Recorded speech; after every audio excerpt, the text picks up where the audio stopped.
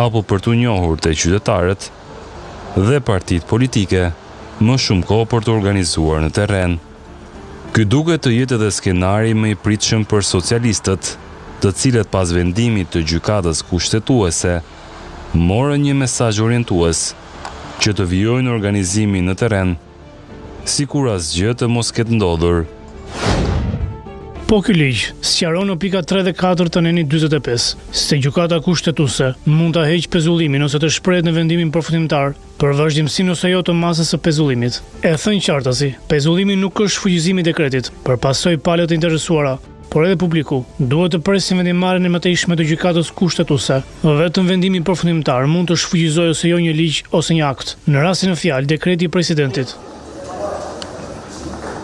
Zgjedhjet në Shqipëri organizon Komisioni Qendror dhe Iliran Celibashi nxitoi të dilte përpara kamerave pas vendimit të gjykatës për të sqaruar pozitën e KQZ-s. Sipas tij, vendimi ishte i qartë dhe organizimi i zgjedhjeve në Tiranë ka ndaluar derisa të ketë një vendimarrje të dytë. Tani, pas vendimit të djeshëm të gjykatës kushtetuese, kemi këtë komunikim në lidhje me çfarë ndodh me procesin zgjedhor në 6 bashkitë e vendit sipas dekretit presidentit. Në zbatim të vendimit të gjykatës kushtetuese, që dje me njëherë Komisioni Qendror i Zgjedhjeve ka ndërprerë dhe ka pezulluar të gjitha përgatitjet që lidhen me procesin zgjedhor në Bashkinë e Tiranës, dhe ndërkohë vazhdon normalisht procesi i përgatitjes së procesit zgjedhor dhe të zgjedhjeve të themi për 5 bashkitë e tjera. Çdo veprim i KQZ-s, si çdo lloj natyre apo angazhimi tjetër, i cili lidhet me përgatitjen dhe zhvillimin e zgjedhjeve për Bashkinë e Tiranës, është pezulluar që ditën e djeshme.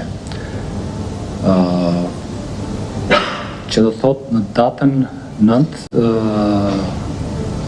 nëntor është e sigurt që do të zhvillohen zgjedhjet për 5 bashkitë e tjera, për ashtu Bashkinë e Tiranës, pra për Bashkinë e Vlorës, Beratit, Tepelenës, Cerrikut dhe Matit. Në pritje të datës 31, ishte dhe Iliran Celibashi, i cili do të mësoj nëse do të ketë fluks pune apo jo, pasi organizimi i zgjedhjeve në kryeqytet është një mision impenjativ edhe për vetë KQZ-n. Por në rast shkarkimi, gjasat që datës 9 nëntor t'i bashkohet edhe Tirana, duket të jetë e vështirë, duke lënë të kuptuar edhe datën se kur mund të ketë zgjedhje. Komisioni Qendror i Zgjedhjeve nuk mund të kryejë asnjë lloj veprimi që lidhet me përgatitjen e procesit zgjedhor në Bashkinë e Tiranës. Është çështje në këtë moment e kompetencës së gjykatës kushtetuese për të vendosur mbi ankimin që është bërë në gjykatën kushtetuese nga zoti Veliaj në lidhje me vendimin për shkarkimin e tij. Do të vendosë gjykata kushtetuese mbi këtë çështje dhe pastaj do të shohim për mëtej. Por kjo është e sigurt. Komisioni Qendror i Zgjedhjeve nuk është duke zhvilluar asnjë veprimtari që lidhet me përgatitjen e procesit zgjedhor në Bashkinë e Tiranës për datën 9 nëntor. Kjo për shkak të urdhërimit të gjykatës kushtetuese, që do të thotë që procesi i përgatitjes së zgjedhjeve është një proces i cili kërkon natyrisht bazuar në kodin zgjedhor një periudhë kohe të caktuar dhe në rastin e zgjedhjeve të pjesshme në kodin zgjedhor është përcaktuar qartë që zgjedhjet nuk mund të zhvillohen më parë se 30 ditë nga momenti kur është njoftuar vakanca dhe jo më vonë se 45 ditë nga ky moment. Që do të thotë që periudha minimale për të përgatitur procesin zgjedhor në rast në zgjedhje të pjeshme do të jetë 30 ditë nga momenti i njoftimit të vakancës.